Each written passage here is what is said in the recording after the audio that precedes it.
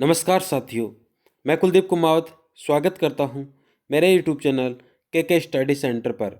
साथियों, आज इस वीडियो के माध्यम से हम पढ़ने जा रहे हैं राजस्थान पब्लिक सर्विस कमीशन 2016 का जो हिंदी लिटरेचर हिंदी साहित्य का जो कॉलेज व्याख्याता या सहायक आचार्य का जो पेपर आयोजित हुआ था 2016 में, जिसकी वैकेंसी 2014 में आयोजित हुई थी, उसका द्वितीय पेपर आज अपन पढ़ने जा रहे हैं। जिसका प्रथम जो पेपर था, प्रथम भाग जो था, वह मैंने अपलोड कर दिया है, या डिस्क्रिप्शन में भी आप उसका लिंक जा करके देख सकते हैं। ये पेपर इसलिए महत्वपूर्ण है क्योंकि अभी कुछ ही समय पहले राजस्थान में आरपीएससी द्वारा सहायक आचार्य की भर्ती वैकेंसी निकली है, तो उसके लिए ये प्रश्न अत्यधिक महत्वपूर्ण हो जाते हैं। साथियों, प्रश्नों की संख्या 150 है और 3 घंटे का समय है। तो आइए साथियों, प्रश्न देखते हैं। पहला प्रश्न है, हिंदी के प्रारंभिक काल को आदिकाल नाम देने वाले विद्वान है? हजारी प्रसाद द्विवेदी। अगला प्रश्न है, गोरखनाथ की साधना पद्धति का नाम है? गोरखनाथ की साधना पद्धति का नाम बताया गया है, तो इसमें हो जाएगा हठ योग साधना। हेमचंद्र का सिद्ध हेम शब्दानुशासन है, मतलब यह जो इनकी पुस्तक है, यह पुस्तक किससे संबंधित है? तो यह प्रश्न कई बार पूछा गया है। यह एक तरह का व्याकरण ग्रंथ है। 4 नंबर का प्रश्न देखते हैं, पाहुड़ दोहा ग्रंथ के रचनाकार कौन थे? तो इसका हो जाएगा राम सिंह। मैं हिंदुस्तान की तूती हूँ, यह कथन किस लेखक का है? यह कथन किस लेखक का है? तो इसका हो जाएगा साथियों अमीर खुसरो।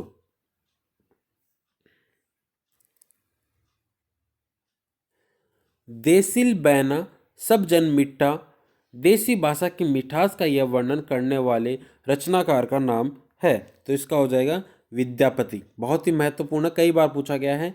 सारंगधर पद्धति किस विधा की रचना है? सुभाषित संग्रह है। मैथिल कोकिल के नाम से जाने जाते हैं? विद्यापति। बहुत ही महत्वपूर्ण है क्योंकि इनकी जो विद्यापति पदावली है वह रचना मैथिली भाषा में लिखी गई है, इस कारण इन्हें मैथिल कोकिल के नाम से जाना जाता है। बिसल देवरासो की नायिका का नाम है? राजमती। बहुत ही महत्वपूर्ण प्रश्न। रणमल छंद काव्य के रचनाकार है? रणमल छंद काव्य के रचनाकार है श्रीधर। कबीरदास के काव्य में विद्यमान भावात्मक रहस्यवाद की झलक का कारण है? तो इसका उत्तर हो जाएगा सूफी सत्संग का प्रभाव। निर्गुण पंथियों में सबसे अधिक शिक्षित और शास्त्रज्ञ थे? तो इसका हो जाएगा साथियों सुंदरदास।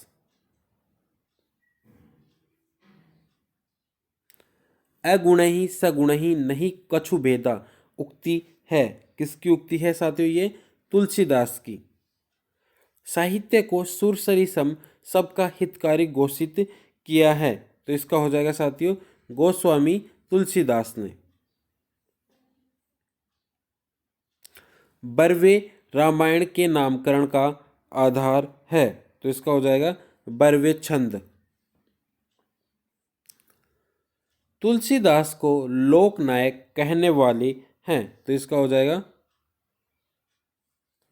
George Grierson.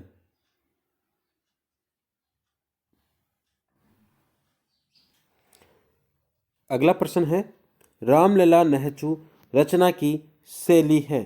तो इसका हो जाएगा अवधि लोक गीतों की। सूरसागर का सबसे मर्म स्पर्शी और वाग वेदक गद्यपूर्ण अंश है? तो इसका हो जाएगा साथियों भ्रमर गीत। और सब गढ़िया नंदास जड़िया उक्ति में नंदास की किस विशेषता की ओर संकेत है? तो इसका हो जाएगा नंदास का शब्द प्रयोग। साथियों, चैनल को सब्सक्राइब जरूर कर दीजिए और अधिक से अधिक ग्रुपों में समूहों में शेयर जरूर कर दीजिए, जिससे यह वीडियो अधिक से अधिक लोगों के पास पहुंच सके। अगला प्रश्न है, मीराबाई की उपासना पद्धति थी? 20 नंबर का प्रश्न है, जिसका हो जाएगा माधुर्य भाव की। बहुत ही महत्वपूर्ण प्रश्न है। प्रश्न अधिकांश प्रश्न सरल है लेकिन साथियों बहुत ही महत्वपूर्ण है। पूषण वीनु न विराजहि कविता बनित मित उक्ति में कवि केशव ने अपनी कैसी अभिरुचि प्रकट की है? तो इसका हो जाएगा साथियों अलंकार प्रियता। ऋतु वर्णन करने वाले कवियों में सर्वश्रेष्ठ कवि कहे गए हैं? तो इसका उत्तर हो जाएगा साथियों सेनापति। आचार्य रामचंद्र शुक्ल ऋतिकाल का प्रथम आचार्य किसे मानते हैं? चिंतामणि। महाराज जसवंत सिंह के द्वारा रचित लक्षण ग्रंथ का नाम है? तो इसका भाषाभूषण। अली कली ही सो बंध्यो आगे कौन हवाल उक्ति में कवि बिहारी का कौन सा रूप प्रकट हुआ है? तो इसका हो जाएगा उद्बोधक रूप।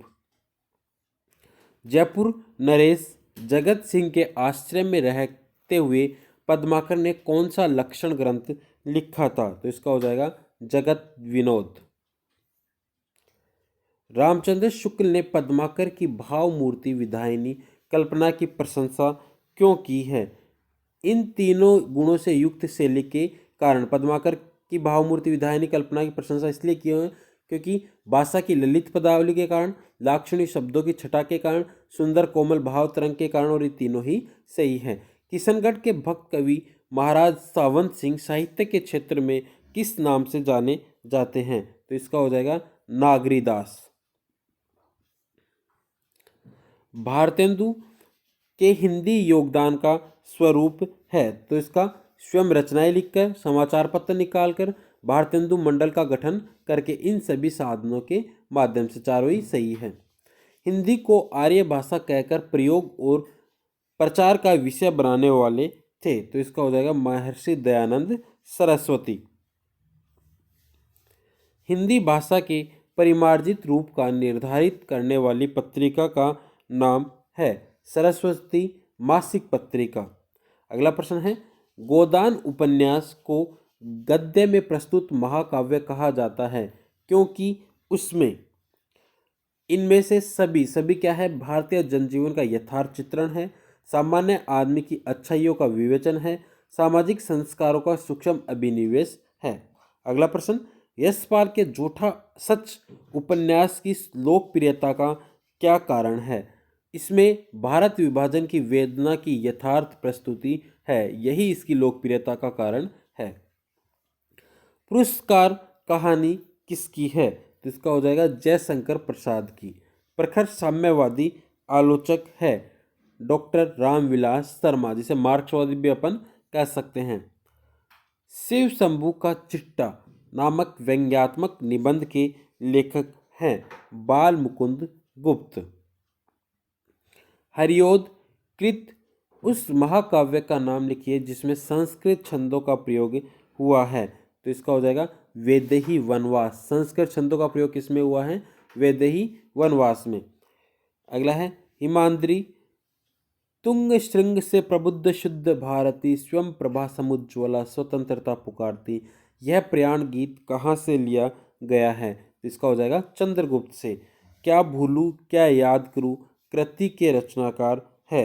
इस कृति के रचनाकार हरिवंश राय बच्चन। भारत भारती की रचना का उद्देश्य है? 40 नंबर का प्रश्न है। इनमें से सभी अतीत से प्रेरणा ग्रहण करना, वर्तमान को सार्थक करना, भविष्य का निर्माण करना। 41 नंबर का प्रश्न है सुमेलित करना है, निम्नलिखित रचनाओं को सुमेलित कीजिए।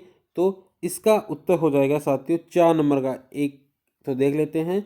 एक का 4 भक्तमाल नरहरिदास, बी का 3 भक्ति नाभावली ध्रुवदास, सी का 5 गोसाई चरित वेणी माधवदास, 252 वैष्णव की वार्ता, यह है गोकुलनाथ की। यहाँ पर एक का ये भक्तमाल नाभादास की है, सॉरी ध्यान रखना इसको, ये थोड़ा गलत हो गया। अगला है फिर सुमेलित करना है। तो सुमेलित मतलब इसमें नाम दिए गए हैं एक से सूची एक में, और दूसरे नामकरण किसने किसने दिया तो वो देखना है। तो 42 नंबर में हो जाएगा साथियों 3 नंबर का ऑप्शन सिद्ध सामंत काल राहुल सांकरतन, चारण काल जॉर्ज ग्रियर्सन, प्रारंभिक काल मिश्र बंधु और आदिकाल हजारी प्रसाद द्विवेदी। 43 नंबर का प्रश्न है, जनता की चित्तवृत्ति के परिवर्तन के साथ साहित्य के स्वरूप में परिवर्तन होता है, क्योंकि प्रत्येक देश का साहित्य वहाँ की जनता की चित्तवृत्ति का संचित प्रतिबिंब होता है। तो इसका उत्तर हो जाएगा ए गलत, आर सही। इस्तवातर द ला लिटरेचर एंदुई ए हिंदुस्तानी नामक ग्रंथ किस भाषा में लिखा गया था? तो इसका हो जाएगा फ्रेंच भाषा में गार्सा द तासी द्वारा। पहले जैसे गाथा या गाहा कहने से प्राकृत का बोध होता था, वैसे ही पीछे रिक्त स्थान दिया गया है, कहने से अभ्रंश या लोक प्रचलित काव्य भाषा का बोध होने लगा। आचार्य शुक्ल के इस कथन के रिक्त स्थान में होगा। तो इसका हो जाएगा साथियों उत्तर दोहा या दूहा। 3 नंबर का ऑप्शन, निम्नलिखित में से किस विद्वान ने सरप्पा को हिंदी का प्रथम कवि माना है? पंडित राहुल सांकरदयाल ने। आचार्य शुक्ल ने रासो शब्द का संबंध किस शब्द से माना है? तो इसका हो जाएगा साथियों रसायन से। पृथ्वीराज विजय नामक ग्रंथ के आधार पर पृथ्वीराज रासो को अप्रमाणिक रचना मानने वाले विद्वान है। तो इसका हो जाएगा डॉक्टर वूलर।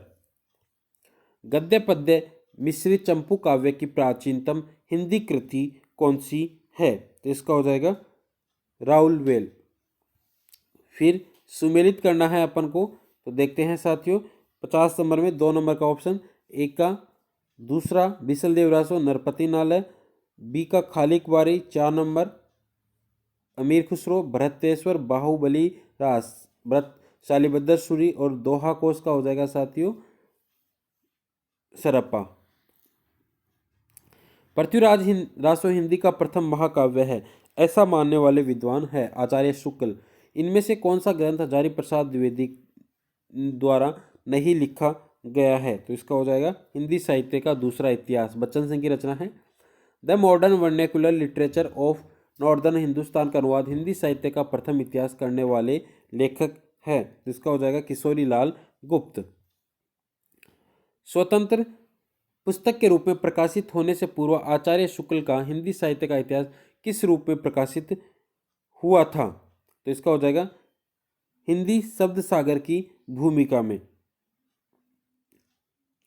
अगला प्रश्न है 55 नंबर का प्रश्न, 16वीं 17वीं सदी के युग को भक्ति काल को हिंदी काव्य का स्वर्ण युग मानने वाले प्रथम विद्वान है। तो इसका हो जाएगा जॉर्ज गिरियसन।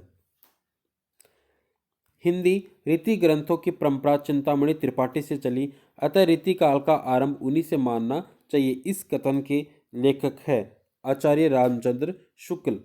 अगला प्रश्न है, हिंदी काव्य क्षेत्र में कवि और आचार्य एकीकरण का प्रभाव अच्छा नहीं रहा।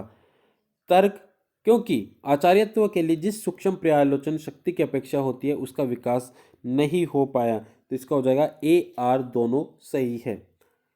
आचार्य शुक्ल ने आधुनिक काल की सबसे प्रधान साहित्यिक घटना किसे माना है? गद्य का आविर्भाव। आदिकाल में खड़ी बोली को काव्य की भाषा बनाने वाले पहले कवि कौन हैं? तो पहले कवि कौन है? अमीर खुसरो। आध्यात्मिक रंग के चश्मे आजकल बहुत सस्ते हो गए हैं, उन्हें चढ़ाकर देश से कुछ लोगों ने गीत गोविंद के पदों को आध्यात्मिक संकेत बताया है, वैसे ही विद्यापति के इन पदों को भी। तो इसका उत्तर हो जाएगा विद्यापति के पद अधिकतर श्रृंगार के ही है।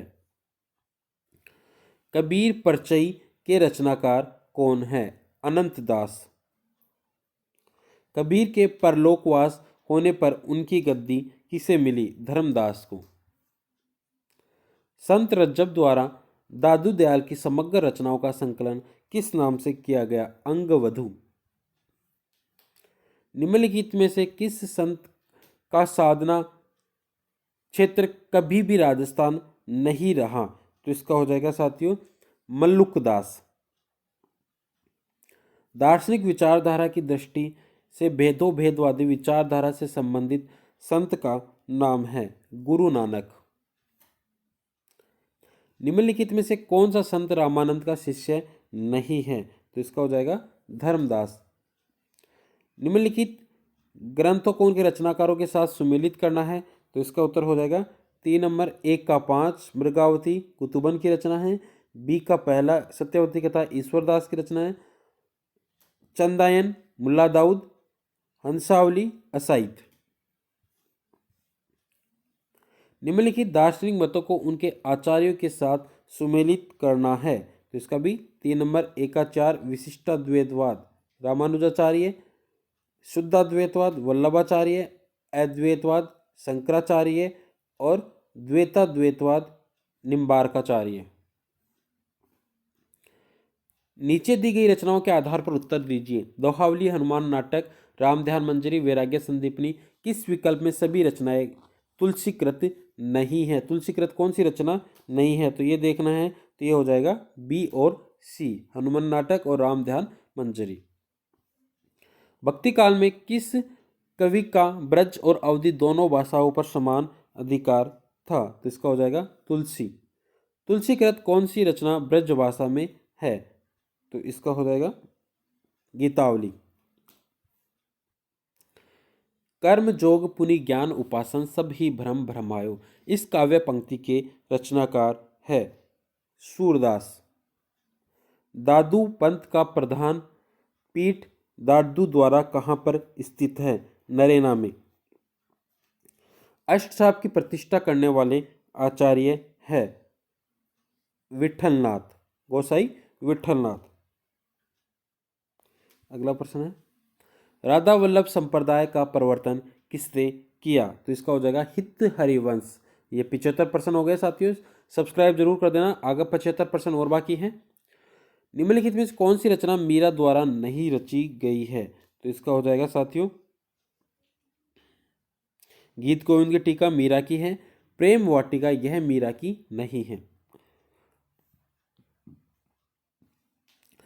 इनकी उक्तियां ऐसी लुभावनी हुई कि बिहारी आदि परवर्ती कवि भी उनमें से बहुतों का अपहरण करने का लोभ न रोक सके। आचार्य शुक्ल की यह उक्ति किस कवि के विषय में है? तो इसका हो जाएगा रहीम। गोद लिए तुलसी फिरे तुलसी सो सुत होय इस काव्य पंक्ति के रचनाकार है रहीम। निम्नलिखित में से किस ग्रंथ की रचना नंददास ने नहीं की है? तो इसका हो जाएगा गीत गोविंद की टीका मीरा की निम्नलिखित में से कौन सा संत अकबर के बुलावे पर फतेहपुर सीकरी गया था? तो इसका हो जाएगा कुंभनदास।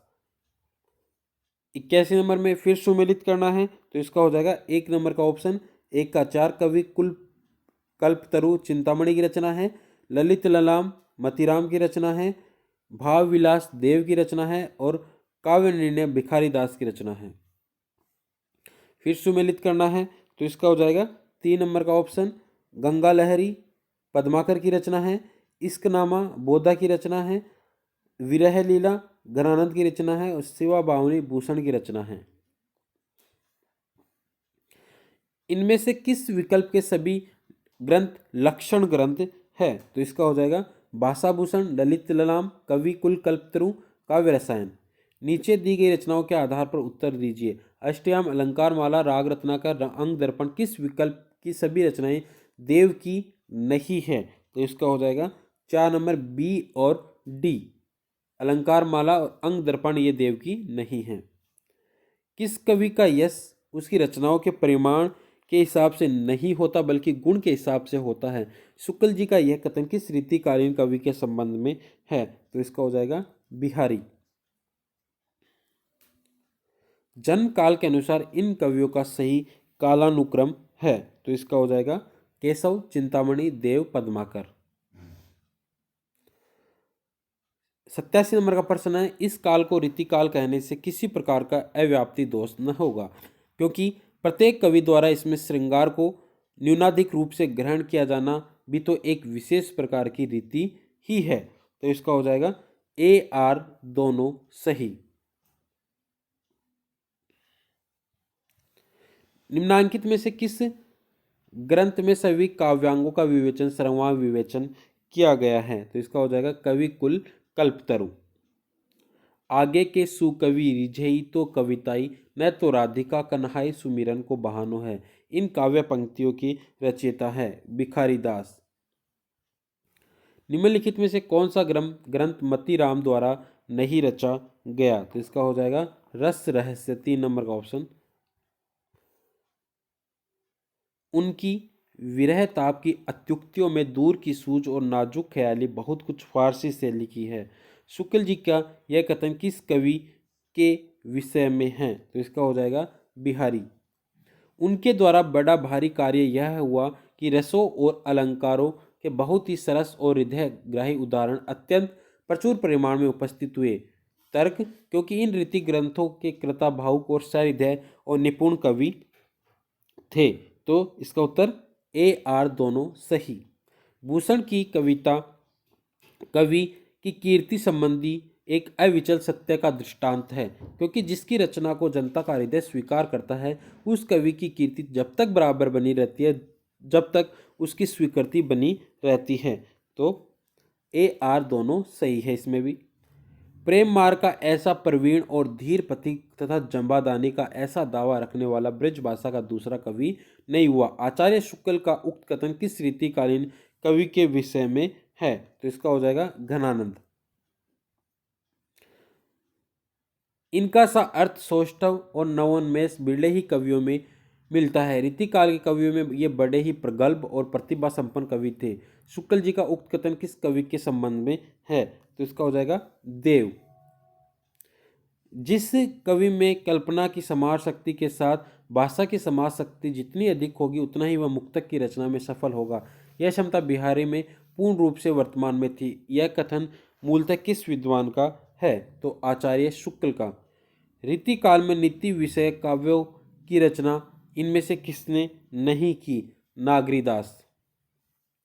निम्नलिखित में से कौन सी विशेषता रीति मुक्त काव्य स्वच्छंदतावादी काव्य की मुख्य विशेषता नहीं है? तो इसका हो जाएगा शैली चमत्कार प्रदर्शन। हिंदी काव्य शास्त्र की निम्नांकित कृतियों का सही कालानुक्रम है? रसिक प्रिया, कवि कुल कल्पतरु, रस रहस्य और काव्य निर्णय। इनमें आचार्य रामचंद्र शुक्ल से संबंधित कौन सा कथन सही नहीं है? तो इसका हो जाएगा साथियों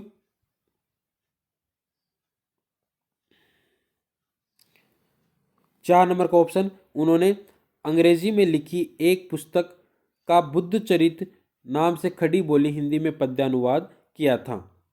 यह शुक्ल का कथन नहीं है। आचार्य रामचंद्र शुक्ल की समीक्षा पद्धति से संबंधित कौन सा कथन गलत है? तो इसका हो जाएगा 3 नंबर। समीक्षा की सैद्धांतिक मानदंड स्थापना का ऐतिहासिक काम आचार्य शुक्ल ने किया, लेकिन उन सिद्धांतों को व्यवहारिकता के धरातल पर कार्यान्वित करने का गुरुतर दायित्व उन्होंने भावी समीक्षकों को सौंप दिया। 102 नंबर का प्रश्न है, कालजयी समीक्षक आचार्य रामचंद्र शुक्ल श्रुति मार्ग के नहीं मुनि मार्ग के अनुयायी थे।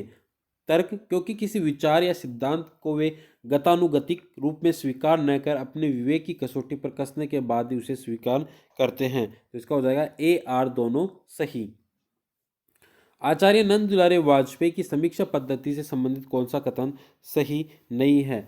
शुक्ल के सिद्धांतों को यथावत स्वीकार कर छायावादी काव्य की सौंदर्य शास्त्र की समीक्षा की। निबंधकार आचार्य हजारी प्रसाद द्विवेदी से संबंधित कौन सा कथन गलत है? इनके गंभीर अनुसंधान परक निबंधों में तत्व चिंतन की प्रधानता और विनोदमयता का अभाव है। यह कथन गलत है। नाटककार प्रसाद से संबंधित कौन सा कथन सही नहीं है? उन्होंने सभी नाटक का रंगमंच को ध्यान में रखते हुए लिखे और पूर्णतः अभिनय में। यह कथन गलत है। प्रसाद के नाटकों और उनके पात्रों से संबंधित कौन सा कथन सही नहीं है? तो इसका हो जाएगा चाणक्य लक्ष्य सिद्धि के लिए साधन की पवित्रता को आवश्यक मानता है। यह कथन सही नहीं है। धर्मवीर भारती के अंधा युग के संबंधित कौन सा कथन गलत है? यह एक गीति नाट्य है जिसमें महाभारत युद्ध के प्रारंभ को आधार बनाया गया। प्रारंभ को आधार नहीं बनाया गया, यही यहाँ पर गलत है। निम्नलिखित नाटक कृतियों को उनके रचनाकारों के साथ सुमेलित कीजिए। यह प्रश्न साथियों डिलीट हुआ है। 109 नंबर का प्रश्न है, भारतेंदु कालीन साहित्य और उनकी प्रवृत्तियों से संबंधित कौन सा कथन सही नहीं है? तो इसका हो जाएगा राजभक्ति की अपेक्षा राष्ट्रभक्ति को प्राथमिकता देते हुए इस काल के साहित्यकारों ने अंग्रेजी राज्य की सब प्रकार से भर्त्सना की। भारतेंदु हरिश्चंद्र से संबंधित कौन सा कथन सही नहीं है? तो इसका हो जाएगा गद्य और पद्य दोनों में उन्होंने खड़ी बोली हिंदी का व्यवहार किया। ये गलत है, खड़ी बोली का नहीं किया। पद्य में उन्होंने ब्रज भाषा अपनाई थी। इनमें से किस कवि साहित्यकार का संबंध भारतेंदु काल से नहीं है? तो इसका हो जाएगा राधिका रमण प्रसाद सिंह। भारतेंदु मंडल के नहीं थे। स्त्री विमर्श की दृष्टि से इनमें से किस लेखिका की गणना घोषित नारीवादी लेखिका के रूप में की जाती है? तो इसका हो जाएगा प्रभा खेतान, घोषित नारीवादी लेखिका। 113 नंबर का प्रश्न सुमेलित कीजिए। यह प्रश्न भी क्या हुआ था? डिलीट हुआ था। भारतेंदु कालीन नाटकों की रचना के मूल उद्देश्य से संबंधित कौन सा कथन सही नहीं है? तो इसका हो जाएगा परिनिष्ठित भाषा का विकास विस्तार करना। चींटी से लेकर हाथी पर्यंत पशु, भिक्षु से लेकर राजा पर्यंत मनुष्य, बिंदु से लेकर समुद्र पर्यंत जल, अनंत आकाश, अनंत पृथ्वी, अनंत पर्वत, सभी पर कविता हो सकती है।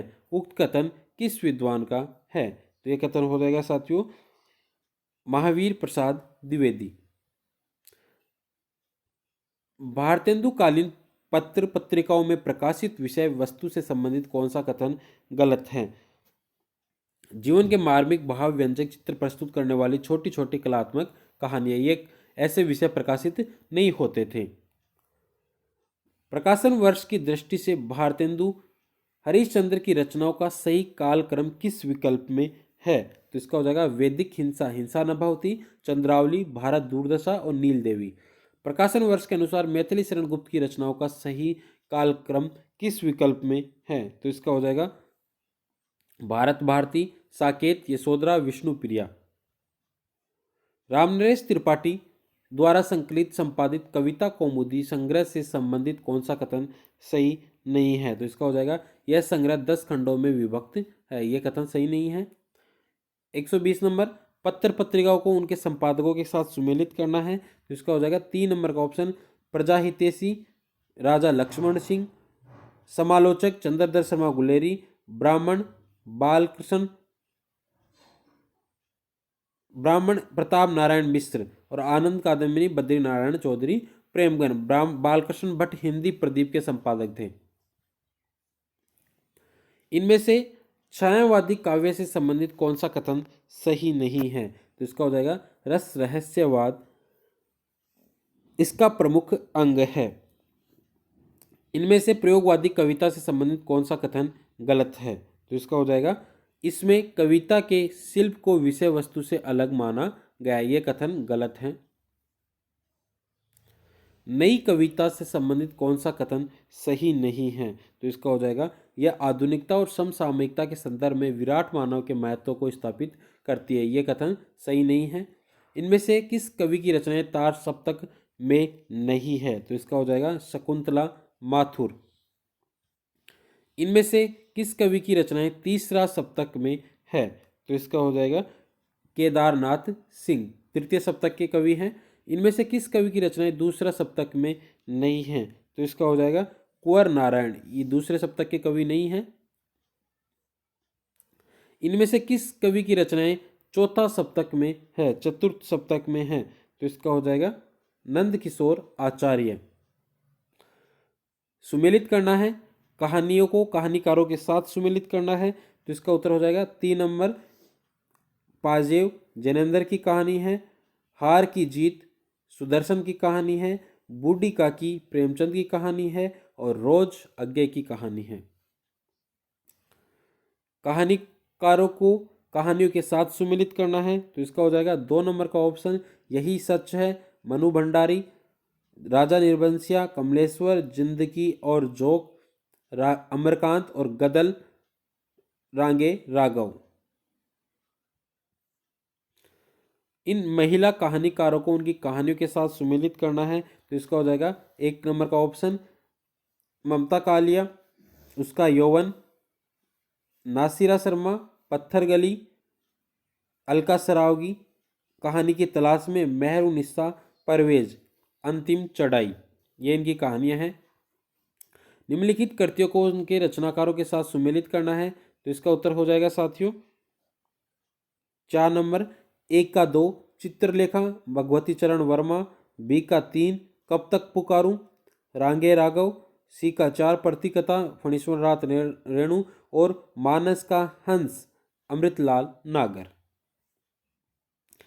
इन रचनाओं को उन रचनाकारों के साथ सुमेलित करना है तो इसका हो जाएगा 2 नंबर का ऑप्शन एका तीन तमस भीष्म सहनी कुरु कुरु सहाहा मनोहर श्याम जोशी राग दरबारी श्रीलाल शुक्ल आधा गांव राही मासूम रज्जा। माखनलाल चतुर्वेदी कृत साहित्य देवता की गणना किस गद्य विधा के अंतर्गत आती है तो इसका हो जाएगा निबंध है। साहित्य देवता भावात्मक निबंध है। प्रकाशन वर्ष की दृष्टि से आगे की काव्य रचनाओं का सही क्रम किस विकल्प में है तो इसका हो जाएगा बावरा अहेरी इंद्रधनु रोंदे हुए अरि ओ करुणा प्रभा में आंगन के पार द्वार। अगला प्रश्न है निम्नलिखित रचनाकारों को उनकी रचनाओं के साथ सुमेलित करना है तो 135 नंबर इसमें हो जाएगा 4 नंबर एक का दूसरा राजी सेठ तीसरी हथेली स्वयं प्रकाश सूरज कब निकलेगा अब्दुल बिस्मिल्लाह है अतिथि देवो भव है मैत्री पुष्पा चिन्हार। प्रकाशन वर्ष की दृष्टि से पंत की काव्य कृतियों का सही क्रम किस विकल्प में है तो इसका हो जाएगा ग्रंथि गुंजन युगांत युगवाणी स्वर्ण धूली ये इनका सही क्रम है। प्रकाशन वर्ष की दृष्टि से महादेवी वर्मा की रचनाओं का सही कालक्रम क्या है निहार रश्मि नीरजा दीप सका। प्रकाशन वर्ष की दृष्टि से प्रसाद की इन काव्य कृतियों का सही कालक्रम किस विकल्प में है तो इसका हो जाएगा कानन कुसुम आंसू लहर कामायनी। वही सुमेलित करना है 139 में हो जाएगा 2 नंबर का ऑप्शन एका तीसरा संशय की एक रात नरेश मेहता चांद का मुंह टेढ़ा है गजानन माधव मुक्तिबोध आत्महत्या के विरुद्ध रघुवीर सहाय और संसद से सड़क तक धूमिल। निम्नलिखित रचनाकारों को उनकी रचनाओं के साथ सुमेलित करना है तो इसका हो जाएगा 4 नंबर का ऑप्शन अशोक वाजपेयी एक पतंग अनंत में ऋतुराज अंगिरस केदारनाथ अग्रवाल फूल नहीं रंग बोलते हैं नागार्जुन बादल को घिरते देखा है। फिर से सुमेलित करना है तो इसका हो जाएगा साथियों 1 नंबर का ऑप्शन एका तीन नरेश मेहता वन पाखी सुनो शमशेर बहादुर बात बोलेगी केदारनाथ सिंह अभी बिल्कुल अभी नंद किशोर आचार्य जल है जहां। सुमेलित करना है यात्रा वृत्तांत दिए हुए हैं और रचनाकार दिए हुए हैं तो सुमेलित करना है तो इसका हो जाएगा 3 नंबर का ऑप्शन एका तीन आखिरी चट्टान तक मोहन राकेश आखिरी चट्टान तक मोहन राकेश अरे यायावर रहेगा याद अज्ञे हंसते निर्झर दहकती भट्टी विष्णु प्रभाकर पैरों में पंख बांधकर रामवृक्ष वेणुपुरी। उपन्यासों को उनकी रचनाओं के साथ सुमेलित करना है तो इसका हो जाएगा 2 नंबर का ऑप्शन एक का दूसरा मृणाल पांडे पटरंग पुराण राजी सेठ तत्सम सूर्यबाला 4 नंबर का ऑप्शन अग्निपंखी और मैत्री पुष्पा डी का 5 इदरनम। आत्मकथाएं हैं आत्मकथाओं को उनके रचनाकारों के साथ सुमेलित करना है तो इसका हो जाएगा 4 नंबर का ऑप्शन एक का दूसरा जूठन ओम प्रकाश वाल्मीकि अपने अपने पिंजरे मोहनदास नेमी सारण्य अर्धकथा डॉक्टर नगेंद्र अपनी धरती अपने लोग रामविलास शर्मा। संस्मरण है एक तरफ रचनाकार है तो सुमेलित करना है तो 145 में हो जाएगा 3 नंबर का ऑप्शन एक चेतना के बिंब डॉक्टर नगेंद्र स्मृति की रेखाएं महादेवी वर्मा दीप जले शंख बजे कन्हैयालाल मिश्र प्रभाकर हम हशमत कृष्णा सोबती। किस साहित्यकार ने राष्ट्र मातृभूमि को सगुण मूर्ति सर्वेश की कहकर इसकी वंदना की है तो इसका हो जाएगा मैथिली शरण गुप्त। आचार्य महावीर प्रसाद द्विवेदी द्वारा पत्रकारिता के माध्यम से जनरुचि जागृत परिष्कृत करने से संबंधित कौन सा कथन सही नहीं है तो इसका हो जाएगा गद्य और पद्य की भाषा अलग अलग रखने का अनुरोध करना। उपन्यासकारों को उनके रचनाकारों के साथ सुमेलित करना है तो इसका हो जाएगा 3 नंबर का ऑप्शन एक का 3 अंधेरे बंद कमरे एक का 2 मोहन राकेश जिंदगी नामा कृष्णा सोबती बलचन नामा नागार्जुन सूरज का सातवां घोड़ा धर्मवीर भारती। फिर रचनाएं दी हुई है सुमेलित करना है तो इसका हो जाएगा रानी केतकी की कहानी, इंशाअल्लाह खां, भाषा योग वशिष्ठ, रामप्रसाद निरंजनी, चंद छंद वर्णन की महिमा, कवि गंग और पद्म पुराण दौलत राम। फिर सुमेलित करना है। अंतिम प्रश्न है, रचनाएं हैं और रचना एक तरफ रचनाकार है। तो तुलसीराज रचना है निराला की, वैदेही वनवास, हरियोद, हिम तरंगिणी, माखनलाल चतुर्वेदी और रसवंती दिनकर, ये इनकी रचनाएं हैं। तो इस प्रकार साथियों 150 प्रश्न है। सब्सक्राइब शेयर जरूर कर दीजिए। धन्यवाद।